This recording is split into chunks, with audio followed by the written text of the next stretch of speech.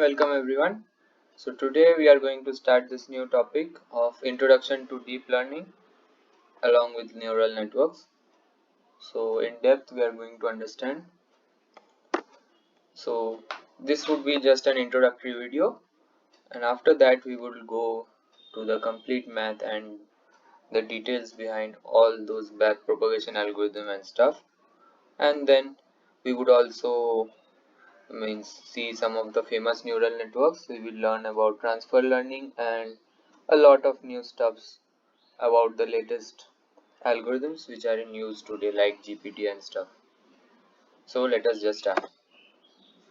So what is it exactly? So you can say that it is a subset of machine learning, and in fact a bulldozer version of basic ML algorithms. So what it means exactly? The basic ML algorithms can cater to only a specific type of data.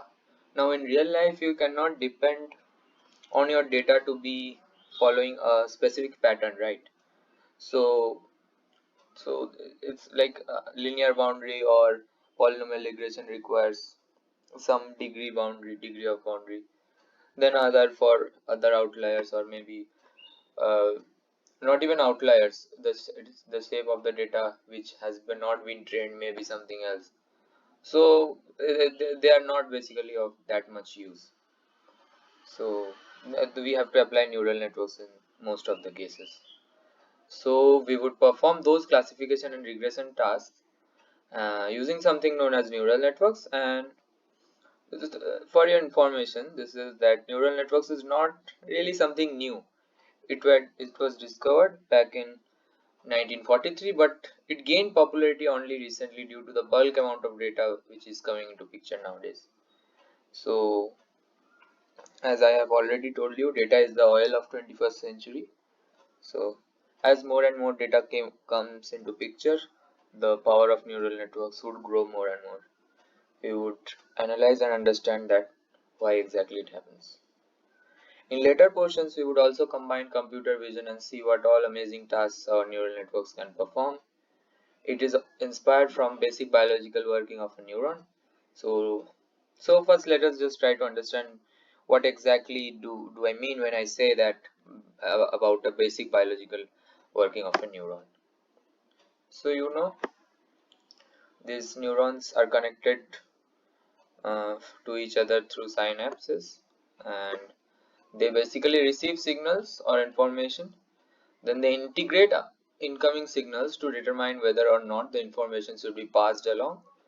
That is whether to activate the neuron for that particular task or not. And so whether to activate a particular function, you can say, and to communicate signals to target cells or to other neurons or to the muscle cells or glands. So exact these three steps of the biological neurons we are going to perform in our neural network. We will receive our net signals, which will be our data, maybe features, or we will see what that basically means, and we will just do a weighted addition of all those features. So basically we are integrating the incoming signals, and then we apply an activation function to it. Activation functions may be stuff like sigmoid function or ReLU activation function, about which we are going to talk. So and then after applying that function, we will pass to the next neuron. Now those functions would actually decide that whether or not our data should be suppressed or how much suppressed by weight from during passing from one neuron to another. So basically we call them in machine learning perceptrons. So it is basically model mathematical functions from inputs to outputs based on structure and parameters of the network, allows for learning the network's parameters based on data, adds the one or more inputs and applies an activation function to the results, as I told you, and passes the information forward. So this is also known as forward propagation through our neural network. Now in backward propagation, what actually happens is that the total loss function is calculated first after forward propagation. Then we realize how much mistake we made, and then during back propagation we keep on updating our network parameters. So we will exactly see what that means. So let's say we have only 3 perceptron which is going into 1 perceptron. Let us understand this basic working first. So basically a perceptron consists of 2 compartments that you must know, that this perceptron, maybe you can think it this way, that it contains 2 compartments.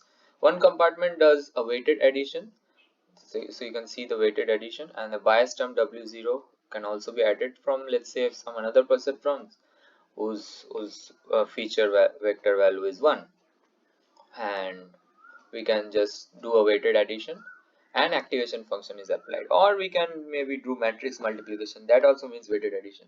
This is basically W transpose of X. So then we apply the activation function. Here G is our activation function, and this information would then be passed to our next neuron. If this is the output neuron, then this is our output. It may be predicting some classes, performing some classification results.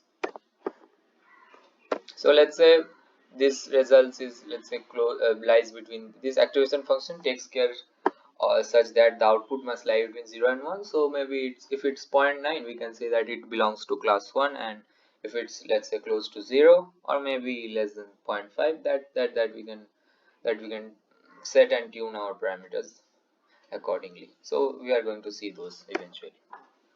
So let us just look at the types of activation function. So the first activation function is very basic. It is a step function. So at 0 it will be step 1 after 0, and if x is greater than or equals to 0, it's 1, else it's 0. So this is our step function. So any of these, you saw that G is the activation function, and then inside the G is the weighted addition. So the weighted addition sum, if it is greater than 0, we will say that it belongs to class 1, otherwise class 0. So that's quite simple. And you can see this also looks almost like step function, but to make it like differentiable, we use the logistic sigmoid function. So this is a differentiable activation function. So basically 1 by 1 plus e to the power of minus x, or we can write it this way.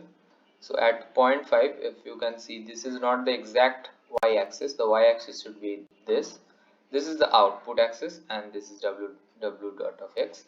So you can think it this way, that this is the y-axis which intersects at the value, and the graph intersects the y-axis at value 0.5.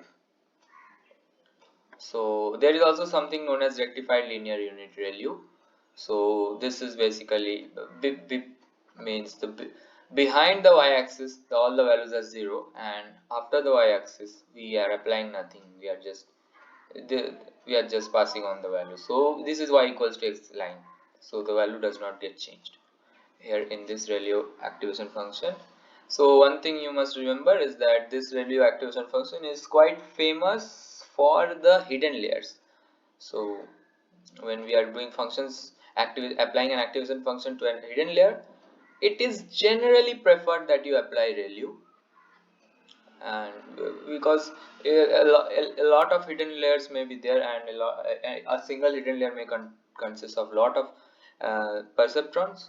So like we don't like to complicate things, so we just keep ReLU for that. Generally it's found that thing works.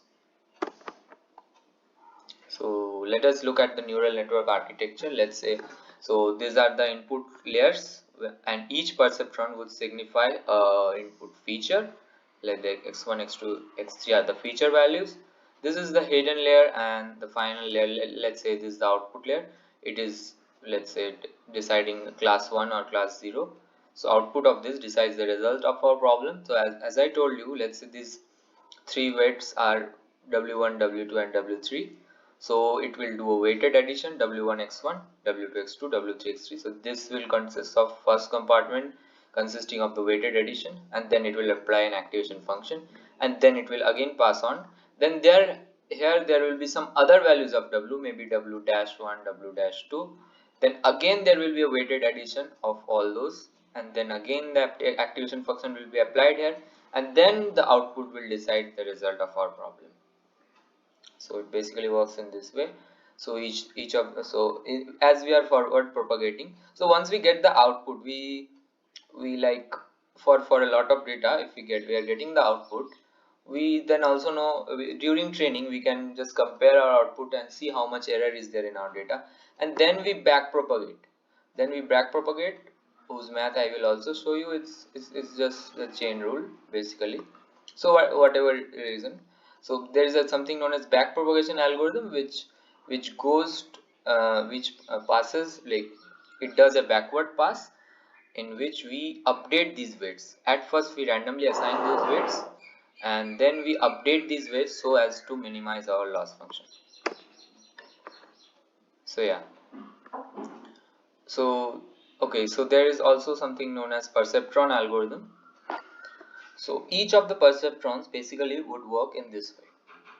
So what we do is, if we want to separate two classes using a linear boundary, so what we will do first is that we at first select a random classifier with weight W transpose X, maybe W equals to 0 or something like that, and then for each data point X we will just look at whether we are classifying correctly or not.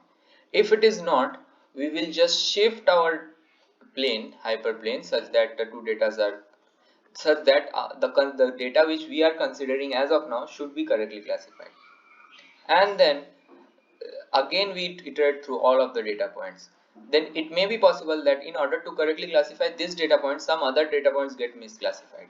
So we will take care of that also. So in our, maybe in the next iteration, we will find that data point and then again correctly classify that too. So in this way our decision boundary would oscillate and come to a position where it can separate all the data points. If not, our this is one of the stopping criteria. Another stopping criteria is maybe we reached a particular number of iterations. Maybe if we see that our decision boundary has kept on oscillating without quite showing a damping nature, then we can just stop that after reaching a particular number of iteration, or we can also stop our process before, like, after getting a particular accuracy. So yeah, uh, so basically we will assign the weights w of k plus 1. So we will just assign the new weight equals to old weights plus w y1 x1. So what you can see is that why we do this exactly. So if we try to look at this plate, this hyperplane, it is basically rotating. Each and every point of hyperplane is rotating. So there is a non-linear motion of each of the point of the hyperplane, but this nonlinear motion can also be said, can also be visualized in terms of the linear motion of the slope of this hyperplane. We can say that if the points of the hyperplane is showing a nonlinear motion, that is, it is rotating or oscillating, we can say that the slope of this hyperplane is showing a linear motion. So basically we update the new slope of the hyperplane this way in a linear fashion, and we also go to the next iteration. And if our point is correctly classified, then no need to do any changes. So basically our old value of w is equals to our new value of w. So yeah, plus 1 or minus 1 depends on the data points, and we would just get to it. So basically each of those perceptrons perform this kind of thing, and we will also see what is the effect of activation function on our perceptrons, and we will also see how exactly the one perceptron on having a linear degree of freedom can combine with other perceptrons and give you a lot more degree of freedom. How exactly even a sigmoid function with 2 degree of freedom can exactly separate 3 classes also. We would also see those in detail. So that's all from this video. Meet you in the next video about the extension of deep learning, and we would quickly do this and jump to the latest deep learning algorithms. So yeah, that's all. Thanks a lot.